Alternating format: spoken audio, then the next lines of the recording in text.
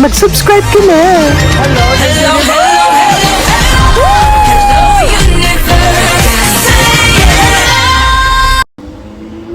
Hello mga buweks! Magandang araw sa inyong lahat. Galo-gala para hindi mapaimburnal. Hello sa ating mga subscribers dyan. Ganun din sa ating mga new subscribers. Welcome to Parade of Beauty. If you are here today, welcome to the new era of beauty. Beauty is in you. O diba? Kamusta naman kayo mga buweks? Magandang araw sa inyo. Ayan, paingay ng paingay. Ang mga ingay sa mundo ng beauty pie. Yan! Wow!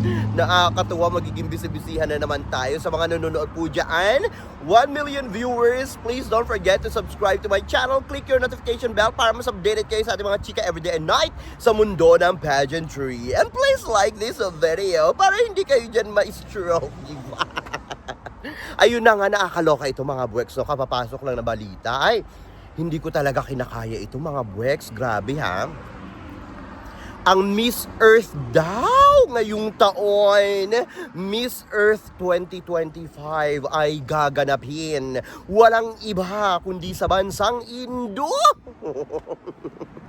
Nakakaloka ito mga buweks. At gaganapin daw ito sa Bali, Indonesia. Ay, napaka-exciting naman ito. Siyempre naman, alam nyo naman na favorite destination ko ang Bali, Indonesia. Diba? O ayan na, nakakaloka. So, ang mga chika-chika doon sa mga Indo Facebook page, no?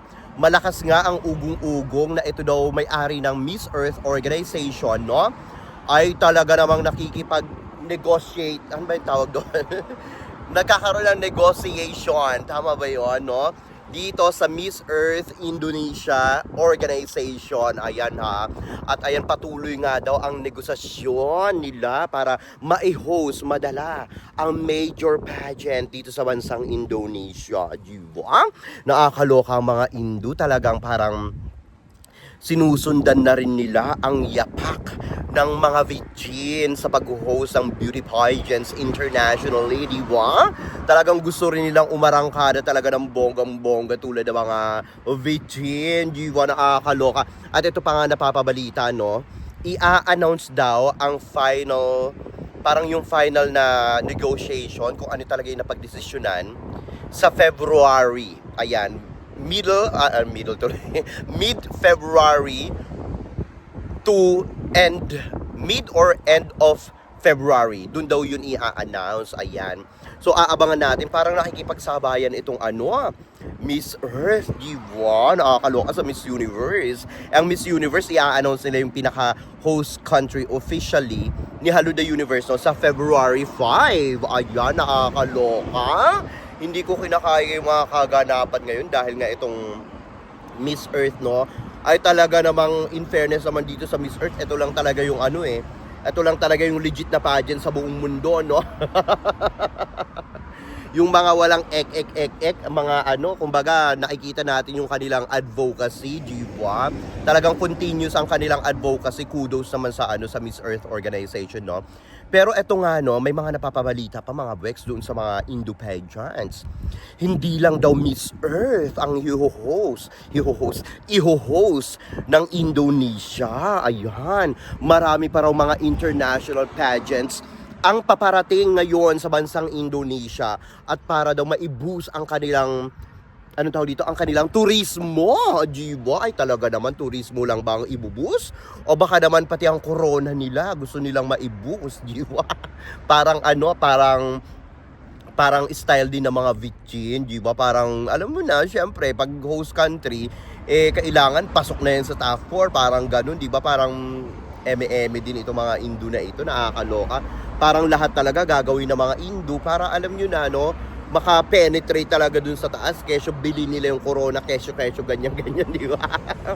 Pero syempre titignan natin ang Miss Earth naman, no, kahit na host country ka, pag hindi ka bet ng Miss Earth at walang nakikita sa'yo na talagang pangmalakasan at hindi bumubula ang bunganga mo at hindi ka naman ganun kaganda, sorry ka na lang, kahit na host country ka. Yan ang maganda sa Miss Earth, no? Kaya naman nakapasok si Vichin nung 2023 sa top 4 kasi in fairness naman kay Vichin, maganda naman si Vichin nung nakalaban ni Iliana Marie Aduana, no?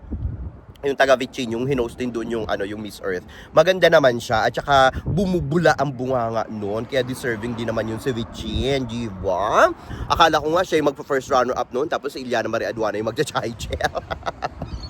But anyway, ayun na nga aabangan natin yung kanilang yung kanilang pasabog, yung kanilang statement kung talagang matutuloy sa Bali, Indonesia itong pag-host ng Miss Earth ngayong taon. At aabangan natin yung mga iba pang international pageants na sinasabi nila na i-host ang kanilang country. Talaga namang kaabang-abang yan, di ba? Ang mga Indo hindi talaga nagpapakabog. Talagang kung hindi nila makuha sa Santong Dasalan, talagang kukunin nila sa Santong Paspasan. Tama ba yun? Nakakaloka itong mga ito. Gusto nyo ba yung yung uniform namin ngayon? Bago siya ngayon, o diba? Purple. Purple rain! Purple rain! Diba? Bago ang uniform namin ngayon. Purple yan at saka blue. Pero mas bet ko yung purple ngayon. Kaya nag-purple ako, diba? Hindi ko pa feel ang blue. Favorite color ko ang blue. Pero mas bet ko ang purple ngayon. Bagay siya sa aking skin tone at sa aking beauty. Charito. Anyway, ito pa nga mga buweks na nakakaloka naman itong balitang ito. Nakakaloka. Si Krishna Gravides, mga buweks, ang ating Miss World 2024 ba siya? Miss World Philippines 2024 or 2025 na yung paglalabanan. 2024, di ba? But anyway, ayan. Ang balibalita nga ay gaganapin daw ito sa bansang India na naman, no? Ano ba tong si Mama Julia? Wala na yatang may gusto sa kanyang pageants. Parang India na lang ang nagtsatsaga sa kanyang pa-beauty pageants, no? Syempre, malakas siya dyan. Alam nyo naman na, anong tawag dito? Ang bansang India, hindi nawawala sa sirkulasyon ng Miss World. Talagang paborito niya ang Indians, no? Na ipanalo sa Miss World, di ba? Parang, kahit nasabi mo ang daming mas deserving doon sa mga ibang nanalo, talagang binibigay nito sa bansang India. I don't know, no? I don't know kung ano yung meron sa India. I know yung India, kung hindi ako nagkakamali, di ba yung colonize yan ng British, di ba? Ng UK, ganyan-ganyan. Tapos may mga issue sila dyan yung sa corona. Na daw, basta ayokong pag-usapan, baka mamaya maano pa tayo. Basta anyway, ayun na nga, no? Yung mga diamonds, di ba? Basta i-research nyo na lang yan sa sa anong tawag dito, sa history ng India at saka UK, ayan, no? But anyway, ayun nga, i-host na naman daw itong Miss World sa India. Parang gusto ko nga sana magpunta, kaya lang, alam nyo na, baka himatayin ako. Charito. But anyway, ayun nga, nakakaloka, i-host nga ito sa bansang India ngayon, no? Dahil nga, ayun, magiging pasabog daw ang ngayon, ang Miss World sa bansang India. Alam nyo naman, pag nag-host ang India, di ba, talagang rin ito, HD 4K, talagang pasabog din ng ang India pag nag-host ng Miss World, no? Alam nyo, sa totoo lang, hindi naman ako fan ng ng Miss World, kasi lalo na yung nila, wala nga silang pa-swimsuit, di ba? Nawala yung excitement.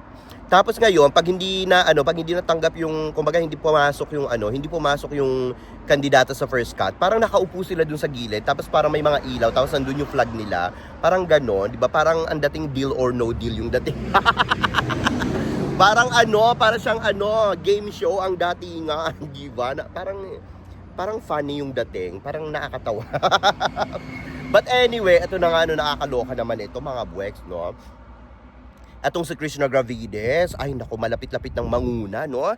Sa mga nakita ko kanina pagkagising ko sa mga Latin pages. Alam niyo, hindi ako talaga fan ng mga Latin pages, no? Tulad nga ng sinasabi ko sa inyo dati. Syempre itong mga Latin pages na ito, syempre for a cloud din itong mga ito. Kunyari, number 1, number 2 nila sa Philippines para makahatak sila ng mga, alam niyo na, no, ng mga subscribers, ng mga followers sa Instagram, sa Facebook pages, mga ganyan-ganyan, no? Pero ngayon, medyo natutuwa-tuwa naman ako kahit papaano, no? Kahit na for a clout ito. Pero kung iisipin nyo, at least nakikita nila yung effort nitong si Krishna Gravides, no? Ngayon po ay pumapangalawa si Krishna Gravides sa kanilang hot picks, no? Sa mga Latin pages, no? Para sa Miss World. At kung hindi nagkakamali, nangunguna sino ba yung nangunguna nakita ko doon? si South Africa. Kung hindi ako tama ba? South Africa, oo. Siya yung nangunguna. Pero kung titignan mo naman yung beauty ni South Africa kay Krishna Gravides, ay talaga namang maganda sa Krishna Gravides, no? Mas lalo siyang gumanda ngayon, di ba? In fairness sa mga kay Krishna Gravides. Pero aminin man natin sa hindi, syempre si Krishna Gravides, may mga ano na yan, may mga gawa-gawa na yan, no? Kasi hindi naman ganyan yung ano niya, yung fest niya dati, di ba? Maganda na si Krishna Gravides nung Miss Universe Philippines, nung lumaban siya.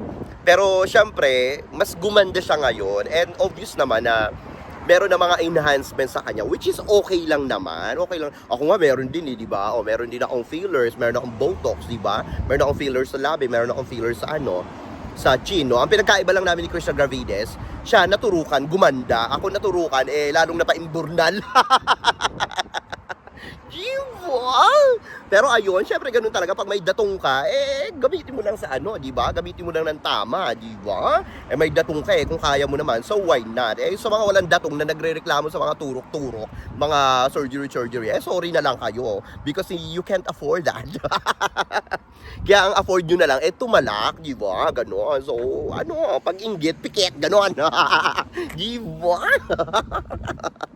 But anyway, nakakatuwa lang, no? Natutuwa lang ako sa mga Latin pages kasi nga, nare-recognize nila itong si Krishna Gravides, no? Kasi nga, tulad din ng sinasabi ko sa inyo, pag ikaw ay isang kandidato, syempre, kumbaga, responsibilidad mo, no? Part ng iyong job, or part ng iyong pagiging beauty queen na mag-ingay sa social media. Nakikita nyo naman si Krishna Gravides kung paano siya nag-iingay sa social media, kung paano niya inilalako ang kanyang beauty sa social media, di ba? Talaga naman mapapansin mo. Kasi yung mga ibang pageants, yung mga ibang beauty pageants na may mga kandidata din doon, no? Kumbaga hindi naman sila lahat nakikitaan natin ng mga pasabog, no, sa social media. Tulad nga ng sinasabi ko sa inyo, kung gusto niyo talagang sumali sa beauty pageants, no, at kung gusto niyo talagang sumikat at mapansin, mapunta diyan sa mga hot picks na yan, dapat kayo mismo ay gumagawa ng paraan para mapansin kayo ng mga vloggers, pageant enthusiasts, mga Facebook pages, no, or whatsoever, so on, di ba? Kasi kung wala kayong ingay, wala talaga. Paimburnal talaga yung dating ng ng kalibre nyo sa mga beauty pageants na nilalabanan nyo, di ba? Tulad nung nakaraang taon sa Miss Universe Philippines, ang daming mga kandidata dyan na wala namang kalaman-laman yung kanilang Instagram, di ba? Parang inaasa lang nila sa mga nagpo-post sa kanila, yung mga itatag sa kanila, yung mga ganun, itas accept nila, mga ganun, no? Parang inaasa nila sa mga vloggers, sa mga sa mga Facebook pages, sa mga content creators, mga ganyan-ganyan. Hindi naman tama 'yon. Dapat gumastos sila, no? Or kung hindi naman nila kayang gumastos, kahit na paano, mag-effort sila, ka lang sa cellphone mo, mag-upload ka lang ng video, mag-update ka lang para may kaalaman yung yung mga fans, mga content creators, di ba? Tungkol sa kanila, di ba? Hindi naman mahirap yun, hindi na kailangan ng edit. Basta mag-upload ka lang sa social media mo, hindi natin nakita yun. Lalo na ngayon, yung mga kandidata ngayon sa Miss Universe Philippines, yung mga karamihan sa kanila na nakita ko, yung ginawa ko ng vlog, ay Diyos ko Lord, halos wala kang makita dun sa sa Instagram account nila, sa Facebook pages nila, no? Yung isa pa dun, dalawa sila, may nakita ako dun, chinek ko, wala wala talaga akong mahalungkat, kasi yung yung Instagram account niya, meron siyang Instagram account, nakalagay pa doon na official, may Instagram account na ganito, ganyan, itong si kandidata, no?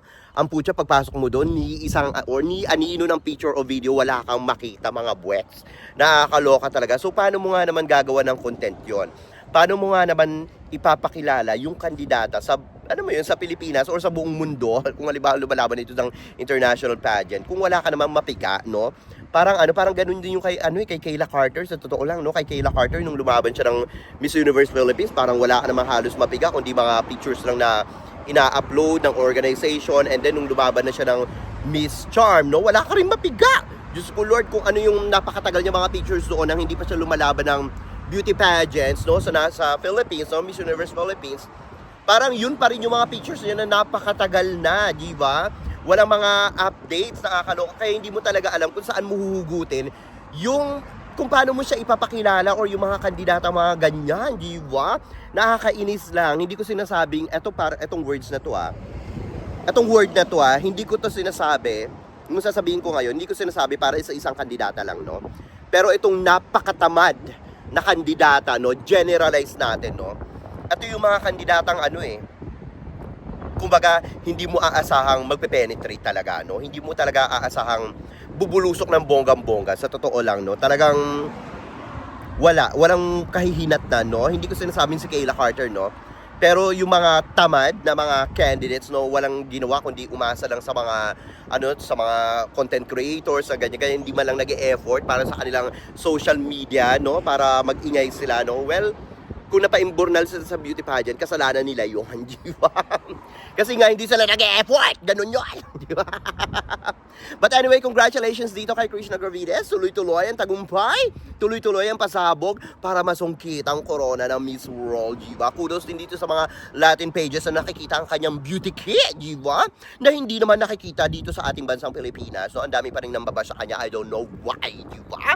Sana pagdating ng Miss World, sama-sama tayong sumuporta sa ating mga kandidata, hindi lang kay Krishna Gravides, kundi sa iba pang mga beauty queens natin sa Pilipinas na lalaban ng international pageant, lalo-lalo na si Alexis Brooks na napapalapit din ang kanyang pakikipagbardagulan dito sa bansang Egypt para sa Miss Eco International 2025, di ba? Sa April na yan, mga buweks, di ba? Siyempre, susubaybayan din natin yan. But anyway, mga buweks, ano masasabi nyo dito sa ating mga chika ngayong araw na ito? Mag-ingay kayo sa ating comment section para makita ko rin ang inyong mga opinion. Hanggang sa susunod natin mga chika-chikahain. Bye for now, mga buweks, and I love you all. Bye! See ya!